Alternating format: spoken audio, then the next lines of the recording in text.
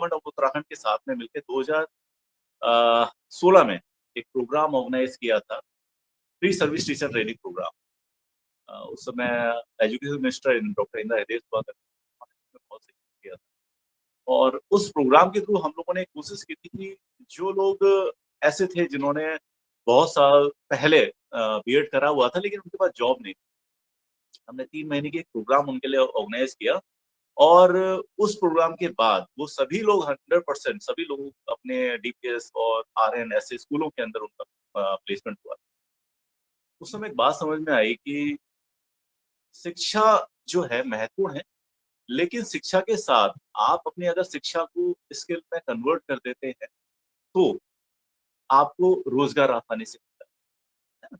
तो जो लोग अपनी शिक्षा को स्किल में कन्वर्ट कर लेते हैं, उनको आसानी से रोज़गार मिल जाता है, ये हमें समझना है। और आज अगर हम देखें तो हमारे यशस्वी प्रधानमंत्री नरेंद्र मोदी जी भी इस पर ही जोर देते हैं। स्किल इंडिया के थ्रू उन्होंने देश को एक रास्ता दिखाया है, जिसके थ्रू हमारे युवा आज अपनों को ज़्यादा से ज़्यादा रोज़गार हमारे युवाओं को। लेकिन अगर हम देखें कि अगर जो लक्ष्य है 90% जो लोग हैं आज उनके पास लक्ष्य नहीं है, है ना?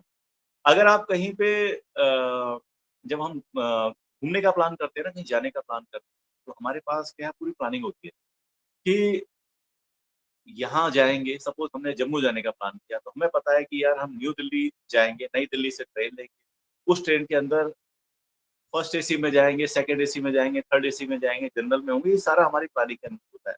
वहाँ जाएँगे, इतने दिन रुकेंगे, यहाँ-यहाँ घूमने जाएँगे, ये सारी चीज़ हमारी प्लानिंग के अंदर होती है ना? हम छुट्टियों की प्लानिंग बहुत आसानी से कर लेते हैं। हर एक युवा छुट्टियों की प्लानिंग आसानी से कर लेता है।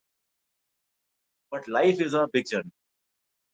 लाइफ एक बहुत बड़ी जर्नी है, तो आपकी ज़िंदगी में लक्ष्य की प्लानिंग, आपकी छुट्टियों की प्लानिंग से ज़्यादा महत्व। तो लक्ष्य जो है वो बहुत ज़रूरी है ना? अगर आज की डेट में हम ये देखें कि अगर हम ग्रेडिंग को देखते हैं, अभी 12th का रिज़ल्ट आया, 10th का रिज़ल्ट आया और मैंने देखा 99.4%, 99.7%, 99.8% ग्रेड लेके बच्चे आज की डेट में आ रहे हैं। मतलब बहुत अच्छे बच्चों को हम लोग प्रोड्यूस कर पा रहे हैं। लेकिन अगर आज की डेट में हम एम्प्लॉयमेंट का स्टेटस देखते हैं, तो उसमें बहुत बड़ा गैप है। मतलब जितना परसेंटेज जितना एकेडमिकली ये लोग टॉप स्कोर कर रहे हैं, उतना ज़्यादा एम्प्लॉयबल वो नहीं है। तो उसके पीछे का क्या रीज़न? क्यों ऐसा है? क्यों वो लोग ये प्रॉब्लम उनके साथ में क्यों आ रही है? ये जानने के लिए हम लोगों ने एक प्रोग्राम ऑर्गेनाइज़ किया, उसका नाम था सी डॉट। सी डॉट के अंदर ये था कि आज आप अपने बच्चों को किसी स्कूल में डालते हैं, वो क्यों डालते हैं? वो इसलिए कि वो बच्चा आने वाले समय में अच्छी एजुकेशन प्राप्त करे, अच्छी एजुकेशन प्राप्त करने के बाद एक अच्छी जॉब उसको हासिल हो या अच्छा बिज़नेस करे, अपने पैरों पे खड़ा हो। मुख्यतः ये लक्ष्य होते हैं हमारे, है ना? इसमें 3 डॉट्स जो होते हैं वो ज़िम्मेदार होते हैं। पहला है स्कूल एजुकेशन, उसके बाद आपका कॉलेज, उसके बाद फिर कॉर्पोरेट वर्ल्ड, है ना? तो स्कूल एजुकेशन, उसके बाद कॉलेज, उसके बाद जॉब, ये 3 लोगों को अगर हमें जोड़ दें, तो हमें लगता है कि हम बच्चों को उसके लक्ष्य तक पहुँचा सकते हैं। तो हम लोगों ने टॉप यूनिवर्सिटीज़ के जो रजिस्ट्रार हैं, जो डायरेक्टर हैं, उनको इनवाइट किया। स्कूल के प्रिंसिपल को इनवाइट किया, उसके अलावा जो टॉप कंपनीज़ हैं, उसके एचआर्स हैं, उनको हमने इनवाइट किया। सबसे पहले हमने एचआर मैनेजर से पूछा कि क्या हमारे भारत देश के अंदर जॉब्स की कमी है? क्या ऐसा है कि जॉब्स हमारे युवाओं को नहीं मिल रही है? उन्होंने बोला कि जॉब्स की कमी नहीं है सर, बट हमारे पास स्किल्ड मैन पावर नहीं, हमारे पास वो योग्य लोग नहीं है जिनको हम लोग जॉब प्रोवाइड कर पाएँ। उन्होंने कहा कि हमने अभी एक इंटरव्यू ऑर्गेनाइज़ किया और हमारे पास 600 लोगों की वैकेंसी है, बट हम 2000 लोगों का इंटरव्यू ले चुके हैं। 200 लोग भी ऐसे नहीं मिले कि जो उस जॉब के लिए परफेक्ट। तो हमने कॉलेज और यूनिवर्सिटी के रजिस्ट्रार और डीन से पूछा कि जब रोज़गार उपलब्ध है, तो आप वैसे लोगों को तैयार क्यों नहीं करते? तो कॉलेज और यूनिवर्सिटी के लोगों ने कहा कि सर, जब बच्चा हमारे पास आता है ना, तो उसके पास कोई जीवन का लक्ष्य नहीं होता कि उसे कहाँ जाना है, किस जगह जाना है। हमने कहा ऐसा क्यों? क्योंकि उन्होंने कहा जब वो पढ़ रहा होता है तो उसने अपना जो गोल है वो डिसाइड ही नहीं किया होता है। हम वापस पहुँचे स्कूल के पास। हमने स्कूल प्रिंसिपल से पूछा कि ऐसा क्यों है? उन्होंने बोला कि सर क्योंकि उन्होंने सोचा ही नहीं होता है अपना लक्ष्य। उसके बाद हम पहुँचे जो फाइनली प्री स्कूल एजुकेशन के पास और एक बात समझ में आई कि हमें अगर एजुकेशन स्कूल एजुकेशन के अंदर अगर हम हैं, तो हमें वहाँ पर उसको 3 जगहों पे डिवाइड कर देना चाहिए। सबसे पहले है प्री से KG, pre nursery to KG ये जो एजुकेशन होती है, यहाँ पर हमने उसको केयर में डिवाइड किया। मतलब यहाँ पे बच्चे को प्यार चाहिए, क्योंकि वो बच्चा घर से निकल के एक ऐसी जगह पे जाता है ना? जहाँ पर उसको केयर चाहिए होती है। उसके पेरेंट्स को भी केयर चाहिए होती है। पढ़ना-लिखना एक अलग चीज़ है, लेकिन उसको केयर चाहिए थी कि मेरे बच्चे को कोई दिक्कत ना आए। इससे लोग प्री स्कूल के अंदर अपने बच्चे को डालते हैं। ओके। फर्स्ट से फिफ्थ तक डिसिप्लिन, फर्स्ट से लेके फिफ्थ क्लास तक के लिए डिसिप्लिन बहुत ज़रूरी है। अगर इस टाइम पे बच्चे को हमने डिसिप्लिन में नहीं रखा, तो पूरी ज़िंदगी वो डिसिप्लिन यहाँ पे और 6 से 8 तक विज़न डेवलपमेंट, उसे ज़िंदगी में करना क्या है, ये उसे 6 से 8 तक उसके दिल में, उसके दिमाग में आ जाना चाहिए कि मुझे लाइफ़ में करना क्या है। अभी मैं एक इंटरव्यू में पढ़ रहा था, एक जो अभी पायलट है विमका सिंह, उसका इंटरव्यू मैं देख रहा था, उसने बोला था क्लास 6 के अंदर मैंने डिसाइड कर लिया था कि मुझे पायलट बनना है। तो अगर आपके पास लक्ष्य है, तो आप कभी भी उस लक्ष्य की तरफ जब आप बढ़ेंगे, तो आप कभी भी अपने आप को ना कन्फ्यूज़ नहीं होंगे, है ना? ये बिल्कुल उसी तरह है कि अगर आपको पता है, आप रेलवे स्टेशन में जाएँ और रेलवे स्टेशन का जो टिकट देने वाला है, आप उससे बोलें कि मुझे टिकट दे दो, वो पूछेगा कहाँ की? तो आप बोलोगे कहीं की भी दे दे। तो आपके साथ क्या होगा, वो कहीं की टिकट नहीं मिलेगी, आप कहीं नहीं जाएँगे। लेकिन अगर आपका गोल डिसाइड है कि हाँ, मुझे दिल्ली जाना है, मुझे जम्मू जाना है, तो आप वहाँ जाके यही पूछेंगे। बट ये है कि आपका लक्ष्य जो है, वो बहुत ज़रूरी है, वो डिसाइड होना चाहिए, है ना? तो ये चीज़ें जो हैं आप ये मान के चलिए कि हर इंसान अपनी लाइफ़ में कुछ ना कुछ कर रहा है ना? एक बड़ी अच्छी सी स्टोरी है, एक कारपेंटर था, वो अपने जीवन में उसने सबसे खूबसूरत मकान बनाया, है ना? जिस कंस्ट्रक्शन कंपनी में वो जॉब करता था, उसका मालिक उससे बहुत खुश था। एक समय उसे लगा कि यार बहुत हो गया, अब मुझे रिटायरमेंट लेना चाहिए। वो अपने मालिक के पास गया, उसने बोला कि अब बहुत हो गया और अब अपनी वाइफ, अपनी फैमिली के साथ में समय बिताना चाहता हूँ। तो मैं रिटायर होना चाहता हूँ। अब एम्प्लॉयर तो एम्प्लॉयर होता है, उसने बोला कि क्यों ना इससे कुछ काम और निकाल लिया जाए। उसने बोला एक काम करो कि तुम जाओ, लेकिन मैं चाहता हूँ कि एक प्रोजेक्ट हमारे पास अभी बचा हुआ है, एक घर का प्रोजेक्ट बचा हुआ है, आप उस घर को बना दो, उसके बाद आप चले जाना। अब उसका मन तो था नहीं, लेकिन उसने कहा मालिक कह रहा है तो कर देता हूँ। उसने घर को बनाना स्टार्ट किया, लेकिन वो जिस खुशी के साथ वो घर बनाता था, वो खुशी नहीं था, क्योंकि अपना रिटायरमेंट प्लान कर चुका था, उसको याद सता रही थी अपने बच्चों, अपनी वाइफ। तो उसने मकान बनाना स्टार्ट किया, धीरे-धीरे जल्दबाज़ी में उसने उस घर को बनाया। ना उसने सीमेंट की क्वालिटी पे ध्यान दिया, ना खूबसूरती पे ध्यान दिया और जल्दी से उसने वो घर बनाया और अपने मालिक को बुलाया और उन्होंने कहा, "सर आपने बोला था ये लास्ट प्रोजेक्ट, ये आप" हैंडओवर उसने चाबी उसको दी अपने मालिक को। उन्होंने कहा कि, "अब मैं घर जाना चाहता हूँ।" मालिक ने वो चाबी उसको वापस करते हुए बोला, "ये घर तेरे लिए है। तूने इतने साल जो मेहनत करी है मेरी कंपनी को और तेरी वजह से मेरी कंपनी आज इतने ऊँचे लेवल तक पहुँची है, तो ये घर मेरी तरफ से तेरे को गिफ्ट है।" अब सोचिए उसकी मानसिक हालत, क्या सोचा होगा उसने? वो सोच रहा था कि काश मुझे पहले पता होता ये घर मेरा है। काश मुझे पहले पता होता कि ये मेरे लिए बनाया था। काश मुझे पता होता कि ये घर मैं अपने खुद के लिए तैयार कर रहा हूँ, तो मैं उसमें और ज़्यादा मेहनत करता, और ज़्यादा एफर्ट्स लगाता। ऐसे ही कई लोग ज़िंदगी के अंदर उनकी ज़िंदगी घर जैसी है। कई लोग बहुत अच्छे काम करते हैं, अपनी लाइफ़ को अच्छा बनाते हैं।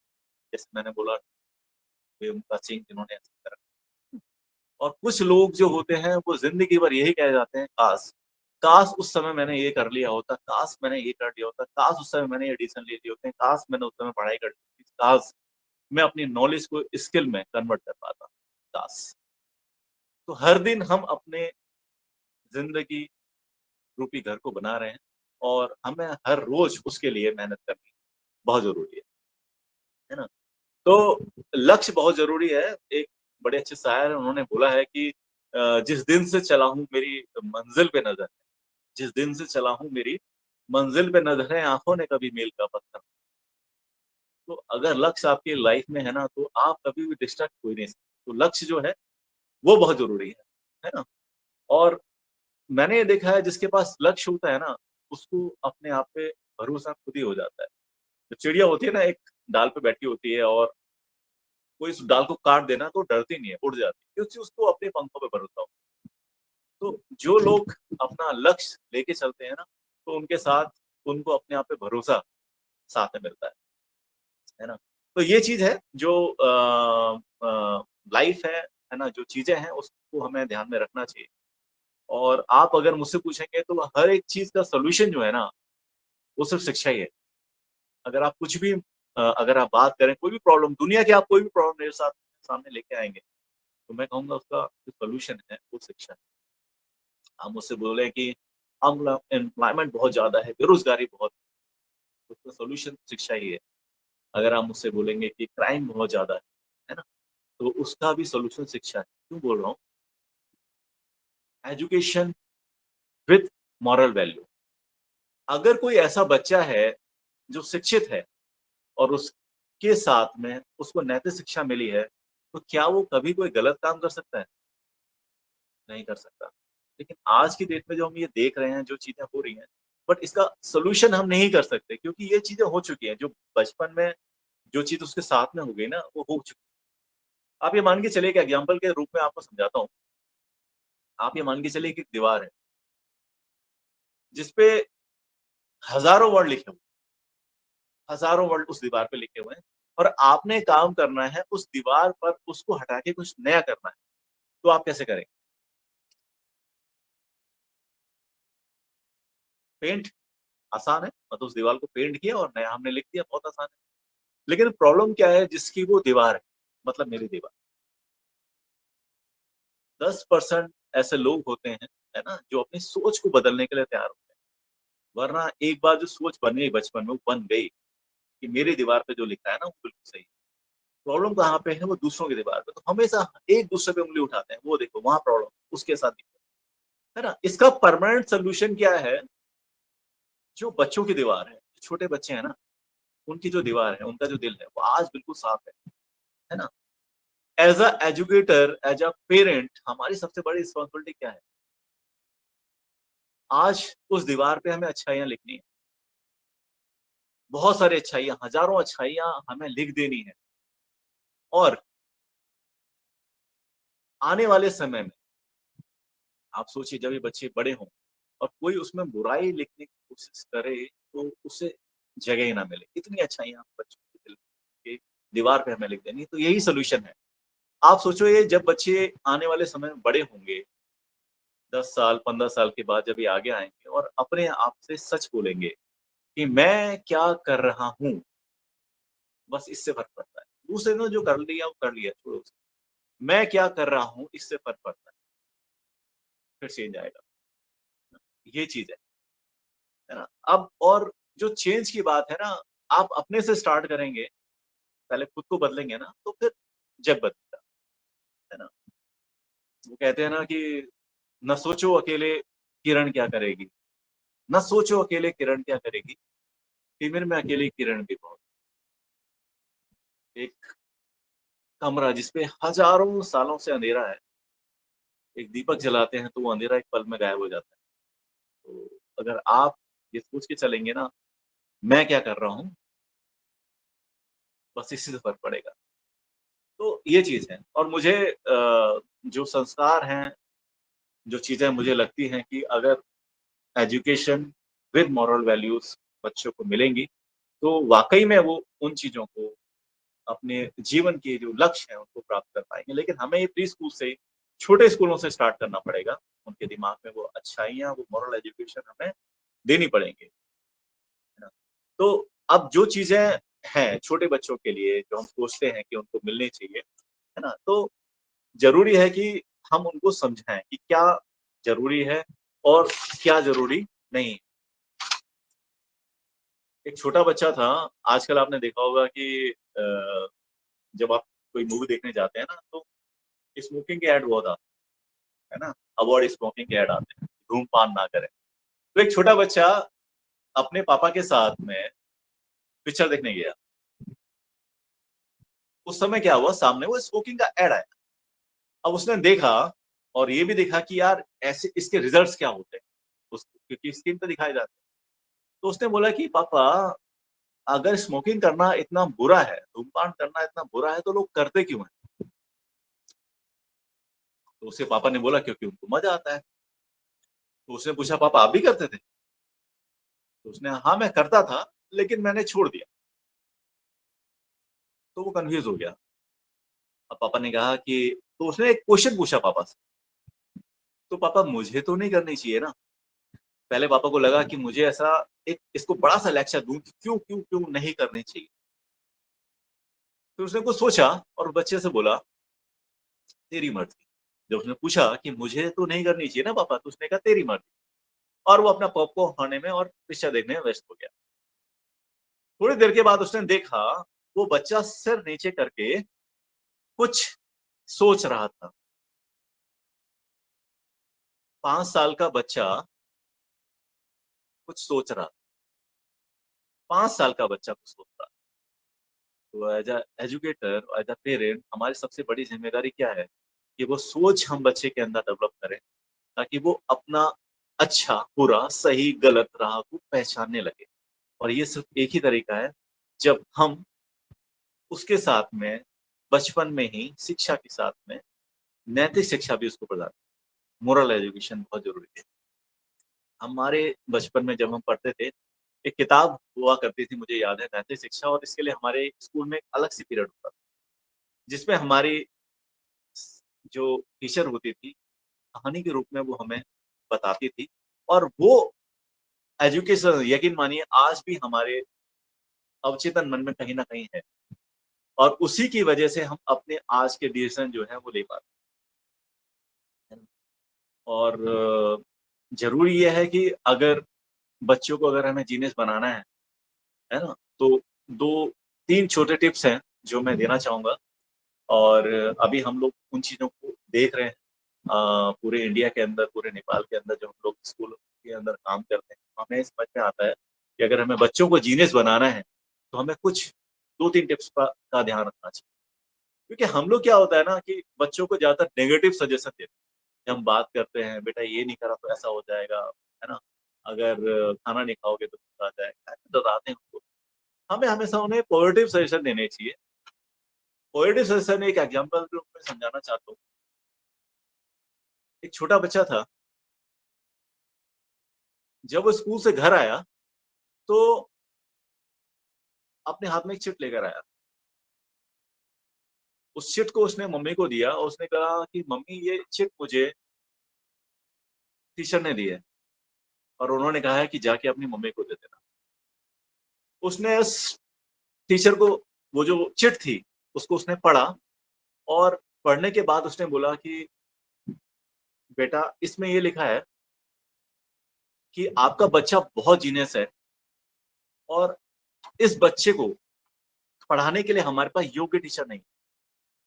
आप एक काम कीजिए, इस बच्चे को आप अपने घर में ही पढ़ाइए। माँ की इस बात को उस बच्चे ने पॉजिटिव रूप में लिया, और घर पे ही उसने अपनी माँ के साथ में शिक्षा माँ से शिक्षा ली, और छोटे-छोटे आविष्कार उसने करने स्टार्ट करे। आज उस व्यक्ति के नाम पे 1036 से ज़्यादा पेटेंट हैं, और उसका नाम है थॉमस अल्वा एडिसन। जब एक दिन उनकी माँ की मृत्यु हो गई, और सामान उनके कमरे से निकाला जा रहा था, तो उसने देखा वो चिट, जो लेटर उसके हाथ में आया, उसने उसे खोला और उसने उसको पढ़ा। उस लेटर के अंदर लिखा था कि आपका बेचा बेटा डफ़र है। हमें लगता है इसको पढ़ने-लिखने की कोई प्रॉब्लम है, और हम इसको स्कूल में नहीं पढ़ा सकते, हम इसे स्कूल से निकाल रहे हैं।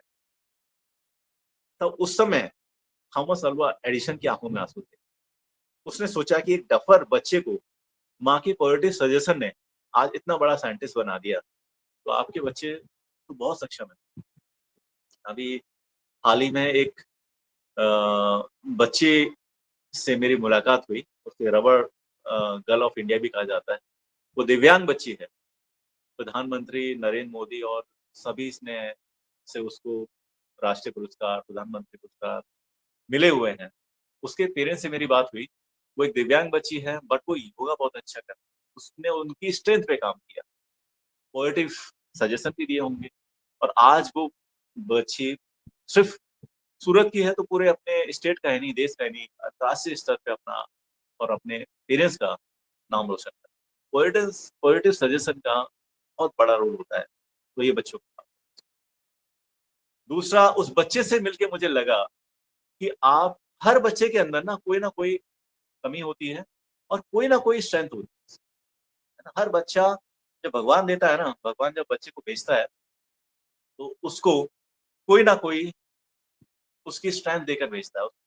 हमें बस उस स्ट्रेंथ को पहचानना है उसकी खूबी पे काम करना है। तो बच्चों के अंदर जो खूबी है, हम उस पे काम करें तो हम बच्चे को बेहतर इंसान बना पाएँ। और तीसरा है, कभी भी बच्चे को कोई एडवाइस देनी है, कभी भी बच्चे से कुछ कहना है, छोटे बच्चे से कुछ कहना है ना, तो उसको सीधा मत बोलें, उसको स्टोरी फॉर्म में बोलिए। मतलब एडवाइस दीजिए स्टोरी फॉर्म में, है ना? तो जब आप मॉरल स्टोरी के थ्रू, चाहे वो पंचतंत्र की कहानी हो, है ना? चाहे वो तेनालीराम हो, कोई भी कहानी हो, जो स्टोरी हम बचपन में सुनते हैं, उस स्टोरी का हमारा मेंटली और साइकोलॉजिकल बहुत बड़ा इफेक्ट हमारे उसके ऊपर पड़ता है, उन स्टोरीज़ का पड़ता है ना? तो उन स्टोरीज़ से हम अपने आप को, जो छोटे बच्चे हैं, वो कोरिलेट करते हैं। ओके, मैं भी ऐसा कर सकता हूँ। मॉरल स्टोरीज़ जो होती हैं, वो बहुत ज़्यादा हमारे बच्चों के ऊपर काम करती है ना? और बच्चा नो लिमिट्स है। बच्चा जो चाहे वो कर सकता है। बच्चा नो लिमिट होता है। 2 बच्चे थे गाँव में। मैं एक लास्ट स्टोरी सुनाऊँगा, फिर मैं चाहूँगा कि आपके क्वेश्चन मेरे सामने।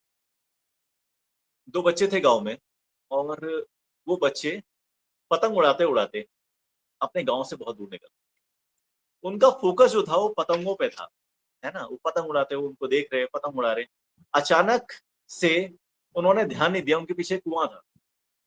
उसमें एक बच्चे का पैर फिसला और कुएँ में गिर गया। अब वो चिल्लाने लगा कि मुझे बचाओ, मुझे बचाओ, मुझे बचाओ, मुझे बचाओ, है ना?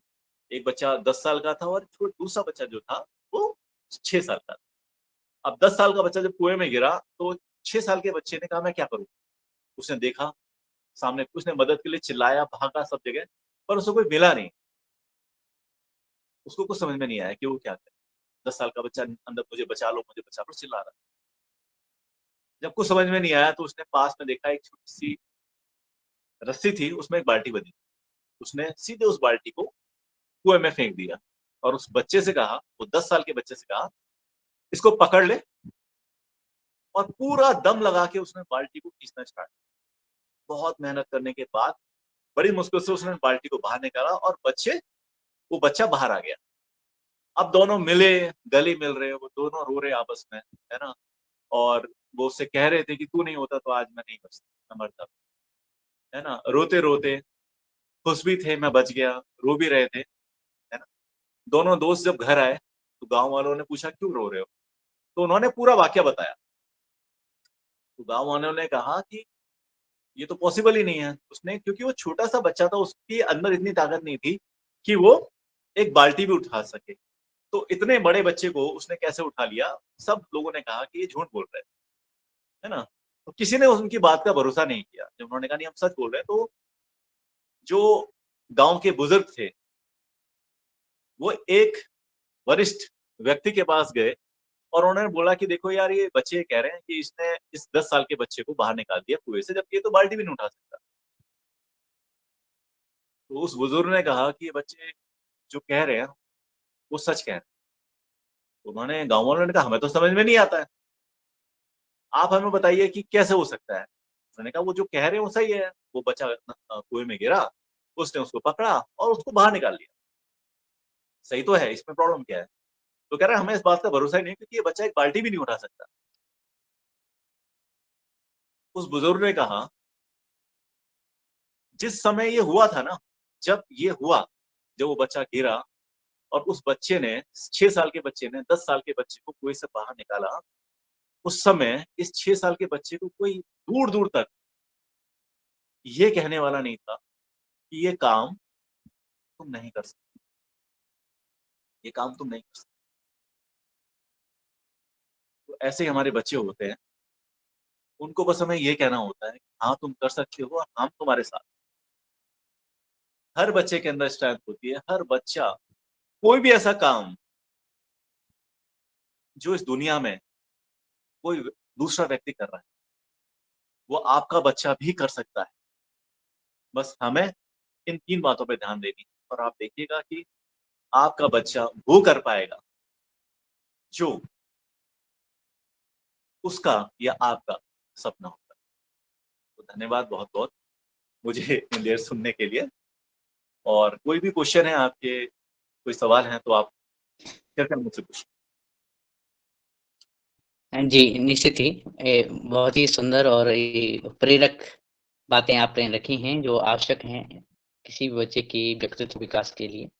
और ये एक तरह के संस्कार हैं, जो रच जाते हैं, बस जाते हैं बचपन में हमारे मनों में। जैसे आप नैतिक शिक्षा की बात करी और जो कहानियाँ हमने सुनी, वो हमारे मन में अभी भी हैं और वो ऐसे हैं कि जैसे हमारे साथ घटित हुई हों।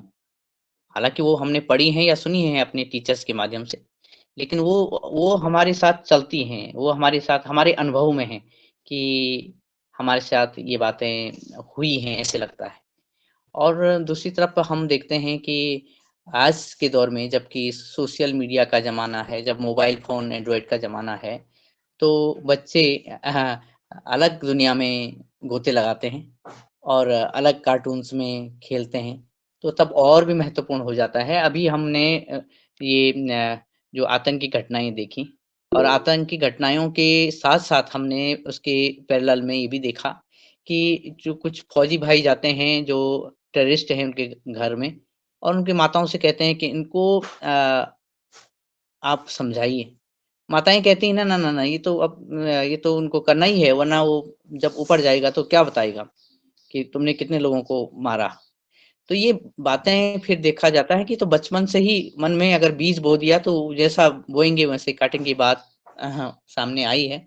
और आपने कहा कि जब खुद बदलना होगा तो तब हम और चीज़ें भी बदल सकते हैं, ये बातें भी सामने आई हैं। मेरे ख़्याल से आपके पास ये भी प्रश्न आदरणीय सदस्य रखेंगे कि आप किस तरह से और कहाँ-कहाँ जो स्कूलिंग जो प्री स्कूल के लिए कार्य कर रहे हैं, ये बात भी सामने आएगी। दूसरी बात महत्वपूर्ण ये भी है कि आप लगातार कई वर्षों से ऐसे लोगों से भी बात मुलाकात कर रहे हैं, ऐसे लोगों को भी सम्मानित करते हैं, जो विशेष कार्य करते हैं, जो इनोवेटिव हैं अपने फ़ील्ड में।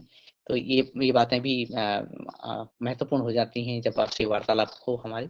तो मैं आदरणीय सदस्यों से ये निवेदन करता हूँ कि वो अपना हैंड रेज़ करें और हमारे सदन से एक हमारे गुरुजी हैं, आप शिक्षाविद हैं और आप शिक्षा जगत से सेवानिवृत्त होकर के आप कृषि शिक्षा के लिए कार्य कर रहे हैं। आदरणीय रमेशन मेहरा सर, आपका हैंड रेज़ है, कृपया आप बात रखिएगा। जी ओम, सदन को नमन। आज की हमारी योग कक्षा बहुत अच्छी रही और हमारे मुख्य अतिथि महोदय ने जो हमको चीज़ें समझाई, निश्चित रूप से वो सब प्रेरणादायी हैं, अच्छी है। मेरा सर निवेदन ये है कि अब वर्तमान में जो शिक्षा में चल रही हैं कि मातृभाषा के बजाय अंग्रेजी को ज़्यादा महत्व दिया जा रहा है, इसका बच्चों के ऊपर क्या प्रभाव पड़ रहा। और जैसे अब मेरी उम्र इस समय लगभग 73 वर्ष है। मेरे नाती पोती के संबंध में हम लोग वो निर्णय नहीं कर पा रहे जो हम सोच रहे हैं। ये निर्णय ले रहे हैं उनके माता पिता और वो जा रहे हैं उस संस्कृति में जिसको हम कह रहे हैं कि ये पाश्चात्य संस्कृति, सारे इंग्लिश मीडियम स्कूल में बच्चों को भेज रहे हैं और हम लोग उन्हें रोक भी नहीं पा रहे। इसमें आपका क्या विचार है जियो? जी, बिल्कुल। असल में जो आपने प्रॉब्लम बताई, इसका सॉल्यूशन अभी न्यू एजुकेशन पॉलिसी में हुआ है जिसमें ये बताया गया है कि जो प्राथमिक शिक्षा है वो बच्चे की अपनी मातृभाषा में ही दी जाएगी। ये ज़रूरी इसलिए है क्योंकि जब छोटा बच्चा होता है, देखिए हर एक जो चीज़ें हैं ना आपके आस-पास के माहौल पे डिपेंड करती है ना? किसी की हिंदी अच्छी है, आस-पास का माहौल, जो उसके पेरेंट्स बोलते हैं, जो उसके माता-पिता बोलते हैं, वही बच्चे को समझ में आता है ना? इंग्लिश एजुकेशन क्यों नहीं छोटे बच्चों के लिए? क्योंकि वो जब क्वेश्चन पूछेगा ना, इंग्लिश में, अगर उस बच्चे को एक ऐसी जगह पे खड़ा कर दिया जाए, जहाँ पे उसको बोलना है कि हाँ, भई नहीं, आपने जो क्वेश्चन पूछना है वो इंग्लिश में पूछना है, अदरवाइज़ आपके पास ₹10 की, ₹20 की पेनल्टी होगी। तो वो बच्चा क्वेश्चन पूछेगा ही नहीं, क्योंकि उसको समझ में नहीं आएगा, वो अपने लिए वर्ड्स नहीं ढूँढ पाएगा, है ना? मातृभाषा में क्योंकि वो आसानी से समझ पाता है, चीज़ों को समझ पाता है। आप जो आपने बताया, आज आपकी एज 70 इयर्स के आस-पास है और आप जानते हैं कि हमारे टाइम पे जब एजुकेशन होती थी, तो जो इंग्लिश एजुकेशन होती थी, वो 6th क्लास से स्टार्ट होती थी, 6वीं से स्टार्ट जी, होती थी, है ना? जी, जी। और हमारे समय में भी ऐसा हुआ था और आज अगर हम देखते हैं, मेरे कई सारे फ्रेंड्स हैं जो यूएस में हैं, कई सारे ऐसे लोग हैं जो टॉप यूनिवर्सिटी में, दिल्ली यूनिवर्सिटी के अंदर हैं और इंग्लिश के बहुत अच्छे लेक्चरर्स हैं। है ना? वो वक्ता हैं और अंतर्राष्ट्रीय लेवल पे बात करते हैं, है ना? हम भी आज जाते हैं, मैं आज इंडोनेशिया, मलेशिया सब जगह हम लोग जाते हैं, तो हम लोग कम्युनिकेट करते हैं कि वो ईज़ी है हमारे लिए, है ना? तो जो प्री स्कूल एजुकेशन है, प्राथमिक शिक्षा है, वो हिंदी में ही होनी चाहिए, मातृभाषा में होनी चाहिए। मैं हिंदी की बात नहीं कर रहा हूँ, मैं मातृभाषा की बात कर रहा हूँ। किसी अन्य के अंदर तमिल है, तो वो तमिल में होनी चाहिए, क्योंकि उसमें बच्चा सोच पाएगा। उसमें बच्चा सोच पाएगा। मैंने अभी आपको एग्ज़ाम्पल दिया, 5 साल का बच्चा सोच रहा था, वो इसलिए सोच रहा था क्योंकि उसके लिए वो लैंग्वेज डेवलप थी। उसके अंदर क्वेश्चन थे, पूछने के लिए, है ना? अपने आप से जब क्वेश्चन पूछेगा, जब क्वेश्चन आएगा तभी तो वो अपने टीचर से पूछेगा। तो अभी इसका सॉल्यूशन न्यू एजुकेशन पॉलिसी के अंदर कर दिया गया है और ये गवर्नमेंट ने बहुत सोच समझ कर सब चीज़ों को देख कर ये पॉलिसी बनाई है, एजुकेशन पॉलिसी। जिसके अंदर ये बोला गया है कि प्राथमिक शिक्षा जो है वो मातृभाषा के अंदर ही होगी और जो स्कूल इसको अभी अडॉप्ट नहीं कर रहे हैं, वो स्कूलों की गलती है। तो हमें देखना पड़ेगा, हमें सोचना पड़ेगा कि क्यों ऐसा स्कूल नहीं कर रहे हैं? और हमें स्कूल का चुनाव करते समय ये ज़रूर ध्यान रखना है कि हाँ, देखिए इंग्लिश ज़रूरी है। वो कब ज़रूरी है? क्योंकि हम जब किसी अदर कंट्री में जाते हैं तो हमें कम्युनिकेशन का एक ही माध्यम मिलता है। लेकिन मैं ये देखता हूँ कि हाँ, इंग्लिश और हिंदी ये 2 लैंग्वेज अगर आपको अच्छी तरह से आती है तो आप किसी भी दुनिया में किसी भी कंट्री में आप जा सकते हैं, है ना? बट हर चीज़ का एक समय होता है ना? अगर हम छोटे बच्चों के ऊपर pre nursery, nursery, class first के ऊपर बर्डन डाल देंगे, नहीं आपने इंग्लिश में बात करनी है, आप तो हिंदी में बोल ही नहीं सकते। तो आप देखेंगे आज की डेट में यही हुआ है। जो एक ये बच्चे जो 99% 99% लेकर आए हैं, ये एकेडमिकली अच्छे हो सकते हैं, लेकिन अपनी एक्चुअल लाइफ में ना कहीं न कहीं फेल हैं। क्योंकि उन्होंने वो जो समय था, जो सीखने का समय था, वो खो चुके, क्योंकि ये बच्चे किसी एग्ज़ाम में तो पास हो जाते हैं, लेकिन इंटरव्यू के अंदर पास नहीं हो सकते। वो जो कॉन्फिडेंस है ना, वही खत्म हो जाता है। आज के बच्चों में वो कॉन्फिडेंस नहीं है जो आपके अंदर था। जब आप थे, उस समय जो कॉन्फिडेंस डेवलप होता था, वो आज के बच्चों में नहीं है। कहीं न कहीं वो रीज़न वही है, जो आप कह रहे हैं। क्योंकि वो एजुकेशन उनकी मातृभाषा में नहीं है, वो स्टार्टिंग से उनको ये लगने लग जाता है कि यार मुझे इंग्लिश नहीं आती यार, मैं तो बहुत पीछे हूँ। ये सोच बदलने की ज़रूरत है। लेकिन ये सोच बदल रही है और यही नहीं, मैंने नेपाल के अंदर देखा, संस्कृत के अंदर पढ़ाई हो रही है, संस्कृत पे जोर दिया जा रहा है ना? मातृभाषा पे जोर दिया जा रहा है, ये हो रहा है। इस बदलाव को थोड़ा समय लगेगा, लेकिन रमेश जी ये हो रहा है। और हमें जो बच्चे हैं और हमें जो स्कूल है, स्कूल का चुनाव करते समय हमें ध्यान देना चाहिए। उनसे भी एक क्वेश्चन पूछना चाहिए, क्या आप नई एजुकेशन पॉलिसी जो आई है, उस पे काम कर रहे हैं? अगर वो नहीं कर रहे हैं, तो कहीं न कहीं वो बच्चों के साथ में गलत कर रहे हैं, उनके भविष्य के साथ में खिलवाड़। जी, धन्यवाद। जी आदरणीय ओम, जी रमेश सर ओम। मेरा सर मध्य प्रदेश से हैं और बच्चों के लिए और किसानों के लिए खूब सोचते हैं और करते हैं। आपके साथ ही आदरणीय डॉक्टर किशोर दुबे सर, आपका हैंड रेज़ है। आप कृपया अपनी बात रखिएगा। धन्यवाद दिनेश जी। बहुत अच्छी चर्चा चल रही है। मुख्य अतिथि जी से मैं 2 सवाल पूछना चाहता हूँ, मतलब मार्गदर्शन लेना चाहता हूँ, कोई सवाल नहीं पूछूँगा। लक्ष्य निर्धारित करने की बात आपने कही। आज के बच्चों को लक्ष्य क्या देवे? क्योंकि वो तो लक्ष्य खुद ही निर्धारित कर देते हैं कि जिसके पास पैसा है, उसको प्रतिष्ठा है, तो पैसा कमाना एक उनको न बताते हुए भी वो एक मकसद, चाहे कस्बे से हो, देहात से हो या शहरी लोगों से हो, कि ये न के न प्रकारे और इसी तरीके से पैसा कमाया जाए, यह लक्ष्य खुद ही वो प्राप्त कर लेते हैं। दूसरा वो चीज ये भी देखते हैं वो कि जो वैल्यूज को लेके चले हैं, कोई मतलब इसमें या मोरल एजुकेशन के क्लासेस में जो पढ़े हैं, भले हैं, उनकी लाइफ क्या है, वो भी देखते हैं कि भाई ये तो ठीक नॉर्मल, जिसको इकोनॉमिक कंडीशन है, नॉर्मल इकोनॉमिक कंडीशन में ही ये जी रहा है, जिसकी ज्यादा कोई वैल्यू नहीं है, ऐसा एक जो विडंबन जिसको बोलेंगे हम, वो एक देखते हुए। और सोशल मीडिया की तो बात हो ही गई है कि इस स्थिति में लक्ष्य क्या निर्धारित हो, यह एक बात, यानी अब हम क्या क्या पर्याय दे सकते हैं और उनको एक्शन में लाने के लिए हम किस तरह से हम कर सकते हैं, यह भी एक दूसरा सवाल है। कि लक्ष्य तो काफी सारे अपन बोल सकते हैं, लेकिन उसको निर्धारित करने वाली जो यंत्रणा, अब जिस शिक्षा पॉलिसी का आपने जिक्र किया, अब हर जगह पे, अब मैं बहुत छोटे से देहात से आया हूँ और आज भी वो परिस्थिति में हम देखते हैं किसानों से, और उनसे हमारा ताल्लुकात है। हर जगह पे वही देखा जाता है कि दवाई लो तो अंग्रेजी में लिखी जाती है, कानून के जीआर आते हैं वो अंग्रेजी में आते हैं। तो जिसको थोड़ी सी अंग्रेजी आ जाती है देहात में या शहरी मामले में भी, उसको ऑटोमेटिकली मान सम्मान मिल जाता है और लोगों को इंफीरियरिटी कॉम्प्लेक्स आता है कि भाई मैं पढ़ा लिखा हूँ लेकिन मुझे अंग्रेजी नहीं आती, तो मैं तो भाई कोई काम का नहीं हूँ। तो जब परिस्थिति ऐसी है, तो अभी देहातों से बच्चे यानी जिसको घर में कुछ भी नहीं है, वो भी अपना बच्चा कॉन्वेंट में ही डालता है।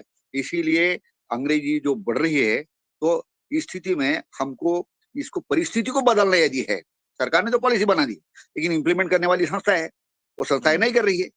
तो ऐसे स्थिति में हमने क्या करना चाहिए, तो दो, कि हमारे लक्ष्य किस तरह से निर्धारित हो और उसको एक्शन प्रोग्राम में लाने के लिए क्या क्या तरीके हो सकते हैं, इस पे आप मार्गदर्शन करें। धन्यवाद।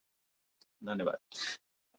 इसी के लिए जो मैंने अभी हमने जो बात करी थी, जिसमें हम लोगों ने बोला 3 डॉट्स की हमने बात करी थी, 3 डॉट्स हमने जोड़े थे, जिसके अंदर प्राथमिक एजुकेशन, कॉलेज और कॉर्पोरेट वर्ल्ड, ये 3 लोग थे, है ना? जिसमें हमने ये डिसाइड किया था कि जो प्री से लेके केजी की क्लासेस हैं, ये हमारी केयर वाली हैं और फर्स्ट से फिफ्थ जो है, ये हमारा डिसिप्लिन है। जब बच्चा डिसिप्लिन में होगा, है ना? उसके बाद 6 टू 8 विजन डेवलपमेंट है। ये काम विजन डेवलपमेंट की जो बात है ना? मुझे ज़िंदगी में करना क्या है, मेरे लक्ष्य क्या हैं, ये हमें उस समय लेके आना है। जो चीज़ आगे आ गई, जो बच्चा 12th तक आ गया, आगे पहुँच चुका है, वो लेट हो गया, है ना?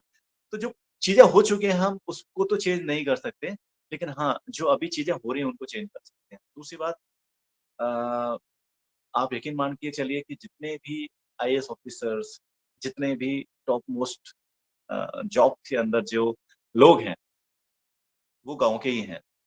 वो गाँव से जुड़े हुए हैं, है ना? उनका परिवेश गाँव का ही है, मेहनती होते हैं और उनका एक गोल जो होता है पहले सेट होता है कि मुझे ये करना है ना? लेकिन अभी जो अंग्रेजी शिक्षा बीच में आई, जो चीज़ें हुई, मैकाले की जो शिक्षा पद्धति बीच में आई, उसने बहुत नुकसान किया, है ना?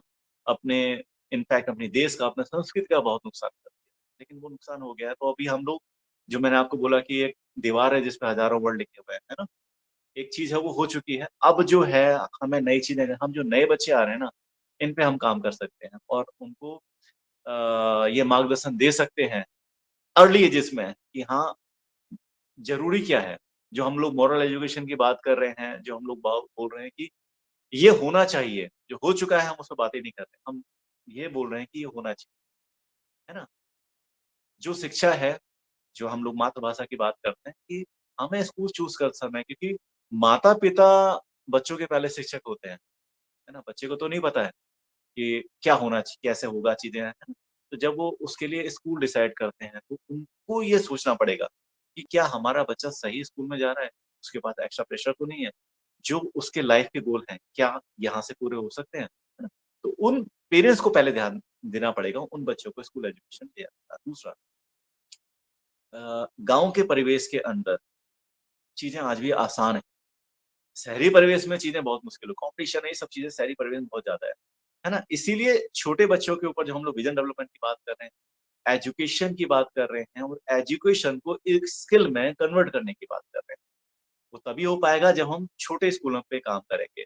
आप ये मान के चलिए कि आज हमारे खुद के अपने स्कूल हैं, प्री स्कूल्स हैं, इंडिया में भी हैं, नेपाल में भी हैं और अभी हम लोग जो मैं बात कर रहा था मॉरल एजुकेशन की थी, अभी हम एक प्रोग्राम और ऑर्गेनाइज़ करने वाले हैं। 50 स्कूलों को हम लोग नेपाल, काठमांडू और इंडिया से लेके जोड़ के लेके आ रहे हैं। वो इसीलिए लेके आ रहे हैं क्योंकि मॉरल स्टोरी टेलिंग भी अपने आप में एक आर्ट है ना? छोटे बच्चों को कहानियों के माध्यम से उनके अंदर मॉरल एजुकेशन कैसे हम लोग उनको दे सकते हैं। क्योंकि सबसे ज़रूरी ये है कि पहले बच्चे को ना एक अच्छा इंसान बनाने की ज़रूरत है ना? अगर हम लोग उनको मोबाइल दे देंगे ना बचपन में, तो वो वही करेंगे जो वो देख रहे हैं। आजकल प्रसिद्धि के मायने बदल गए हैं। पहला क्या होता था कि जब बच्चा एक अच्छे स्तर पे पहुँचता था, एक अच्छी मुकाम पे पहुँचता था, तो लोग उसकी सराहना करते थे। आज एक सोशल मीडिया पे वो कुछ डांस करके फेमस हो जाता है, तो वो लोगों को ये लगता है कि यार ये प्रसिद्धि हो गई उसकी, है ना? ये गलत है, ये नहीं होना चाहिए। लेकिन ये तो एक ही चीज़ डॉक्टर अब्दुल कलाम ने एक सेंटेंस कहा था कि अगर हमें भारत को एक विकसित देश बनाना है, एक ऐसा देश बनाना है जहाँ पे खूबसूरत मन निवास करते हों, तो 3 लोग हैं जो इस काम को कर सकते हैं, माता, पिता और शिक्षक, है ना? तो हाँ, माता-पिता पहले शिक्षक है, तो हमें पहले स्कूल सेलेक्ट करते समय हमें ध्यान देना पड़ेगा। और दूसरी चीज़ कि लोग देखा-देखी देखते हैं कि मेरा बगल का बच्चा इंग्लिश कॉन्वेंट में जा रहा है, बहुत अच्छी बोल रहा है ना? तो उसके ऊपर वो सोचते हैं कि मेरा बच्चा भी ऐसा करे। लेकिन हमें बच्चे की कैपेबिलिटी देखना चाहिए। आपको एक स्टोरी सुनाता हूँ। एक बच्चा था, वो अपने पापा के साथ में कार में जा रहा था, है ना? अपनी मम्मी को लेने के लिए। धीरे-धीरे छोटी पुरानी कार थी, वैगन आर थी, वो धीरे-धीरे, धीरे-धीरे चली जा रही। तभी बगल से क्या होता है कि एक ऑडी आती है और सुई से चली जाती है। बच्चा पापा को कहता है, "पापा वो देखो, बगल से कार हमें क्रॉस करके चलेगी। आप क्या कर रहे हो? तेज़ चलाओ ना।" वो कहता है, "बेटा कोई बात नहीं।" उसके बाद एक मर्सिडीज़ आती है और फिर बहुत स्पीड से निकल जाती है। वो बच्चा फिर कहता है, "पापा क्या कर रहे हो? देखो, वो सामने गाड़ी हमारे इतनी स्पीड से निकल गई और आप 50, 60, 50 से तेज़ चलाओ ना पापा, तेज़ चलाओ ना।" तो पापा उससे कहते हैं कि बेटा कभी भी हमें दूसरे को देख के काम नहीं करना चाहिए। हमें अपनी कैपेबिलिटी के हिसाब से काम करना चाहिए, जिसमें हम सक्षम हैं। अभी मेरे पास ये कार है, अगर मैं इसको और तेज़ चलाऊँगा, क्या पता हम अपने लक्ष्य तक, अपने घर तक पहुँचे या ना पहुँचे। तो हमारी जो कैपेबिलिटी है, हमारी जो क्षमता है, हमें उसके हिसाब से काम करना चाहिए, ना कि किसी और को देख के काम करना चाहिए। है ना? वो उसकी क्षमता है, उतनी तेज़ गई उसकी क्षमता है, हमें अपने हिसाब से काम करना चाहिए। तो बच्चा कहता है कि पापा वही तो मैं कह रहा हूँ, जब मैं एग्ज़ाम देता हूँ और मेरे 80% आते हैं और दूसरे की 90% आते हैं और आप मुझसे कहते हो, "उसको तो देख, उसको तो देख, उसको तो देख" और मैं कहता हूँ, "पापा मेरी कैपेबिलिटी तो देख" है ना? तो मैंने वही चीज़ बोली, हर बच्चा यूनिक है और हर बच्चे के अंदर कोई ना कोई खूबी है। हमें उस खूबी पे काम करना है बस। और ये काम माता-पिता और शिक्षक से मिलके ही हो सकता है। और माता-पिता को सबसे ज़रूरी वो है कि स्कूल जब वो चूज़ करते हैं, वो देखें कि वहाँ पर क्या शिक्षा व्यवस्था है? क्या वहाँ पे उनके लक्ष्य पूरे हो रहे हैं? क्या वहाँ पे वो एजुकेशन अवेलेबल है जो आप चाहते हैं? क्या वो मॉरल एजुकेशन अवेलेबल है? क्या वो मातृभाषा जिसकी हम बात कर रहे हैं वो है? अगर वो हैं, तो वाक़ई में वो स्कूल उसको चूज़ करना चाहिए। तो सर पहले स्कूल चूज़ करना ज़रूरी है, बाद में लक्ष्य जी, की जो बात कर रहे हैं वो भी हो। जी। अ, मध्य प्रदेश नर्मदापुरम से हैं आदरणीय एमएल गौड़ सर, आप अपना प्रश्न रखिएगा। जी, ओम सदन को प्रणाम करते हुए आज के मुख्य अतिथि जी ने जो दिशा निर्देश दिए या जो स्किल डेवलपमेंट की बात करी, उस वाक़ई में हम लोगों के लिए प्रेरणादायी है। मेरा एक जो मन में बात थी, प्रश्न तो क्या कर सकते हैं सर लक्ष्य की तो डॉक्टर साहब ने बात कर ली है। दूसरी बात ये थी कि बच्चों को जो स्टोरी के माध्यम से व्यक्तिगत तौर से उनको मोटिवेट किया जा सकता है या सामूहिक रूप से? पहला मतलब मेरे मन की जो बात है या प्रश्न बोलिए, तो क्या असर पड़ेगा क्यों? क्योंकि एक मन में बात है कि स्कूल आजकल स्किल डेवलपमेंट करके ही एक अपने आप में एक एडवर्टाइज करते हैं कि हम स्किल डेवलपमेंट भी कराते हैं। तो उसमें वो क्या सिखाते हैं वो मुझे तो जानकारी नहीं है, तो उसका क्या असर पड़ता है? जी। तीसरी बात इसी में आती है कि आज स्टोरी के माध्यम से जो मजदूर वर्ग है या जिसको ईंट, गिट्टी, रेत, मकान का काम करने वाले हैं, वो बच्चे भी आजकल जैसा बताया डॉक्टर साहब ने कि कॉन्वेंट स्कूल में भेजते हैं, तो उनको कुछ स्टोरी नहीं पता। तो वो कैसे बच्चों को डेवलप कर पाएँ? ये थोड़ी मन की बात थी, कृपया बताएँ? ओम। बिल्कुल, बिल्कुल। पहले मैं बात करता हूँ जो क्योंकि अभी आजकल एक जो मज़दूर वर्ग है, मैं ऐसे पेरेंट्स को जानता हूँ जिनके ऐसे बच्चों को जानता हूँ जिनके पेरेंट्स टुक-टुक चलाते हैं, है ना? बट वो भी आज अपने बच्चों को एक अच्छी एजुकेशन देना चाहते हैं। क्योंकि देखिए माता-पिता का सपना यही होता है कि जो मेरा जीवन है ना, मेरे बच्चों का जीवन उससे बेहतर, ये एक माता-पिता का सपना होता है। लेकिन जब वो उस स्कूल के अंदर एजुकेशन के बाद जब वो सपने पूरे नहीं हो पाते हैं ना, बच्चे के अंदर डिप्रेशन, उसके बाद जब मैं देखता हूँ कि बच्चे कोटा में जाते हैं और हर रोज़ एक न्यूज़ आती है कि उसने सुसाइड कर लिया, उसने सुसाइड, ऐसा हो क्यों रहा है ना? कहीं न कहीं वो चीज़ बचपन से ही है क्योंकि उसको प्रेशर उन्होंने लेना सिखाया नहीं, है ना? और जो हिंदी एजुकेशन की बात कर रहा हूँ, जो बच्चे हैं वो कहीं न कहीं सक्षम होते हैं उसको लेके। अब जो एक और क्वेश्चन जो आपने पूछा था प्लीज़ पूछिएगा? एक क्वेश्चन और पूछा था जी, आपने। जी, वो बच्चों को कि उनको सामूहिक रूप से स्किल डेवलपमेंट के लिए प्रेरित किया जाए स्टोरी के माध्यम से या इंडिविजुअली? तो इंडिविजुअल में इसलिए मैंने बोला था कि जो मजदूर वर्ग है वो इंडिविजुअली दे हाँ, नहीं पाता। और नहीं, मैं इस बात पे सिर्फ किया था कि जो आरटी है, शिक्षा का जो एक अधिकार है, उसके तहत जो लो प्रायोरिटी वाले बच्चों का एडमिशन एक हाई कॉन्वेंट स्कूल में भी हो जाता है।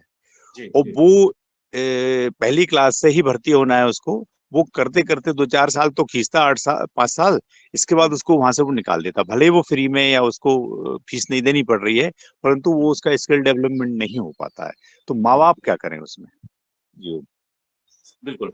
असल में क्या है जो ये वाली जो बात है ना मैंने वही बोला कि ये अभी जो चीज़ें हो रही हैं वो स्कूल के साथ ही क्योंकि देखिए ये उन्हीं के लिए मज़दूर वर्ग के लिए नहीं है। ये आजकल जो आप देखेंगे कि पेरेंट आज हस्बैंड और वाइफ दोनों ही जॉब करते हैं।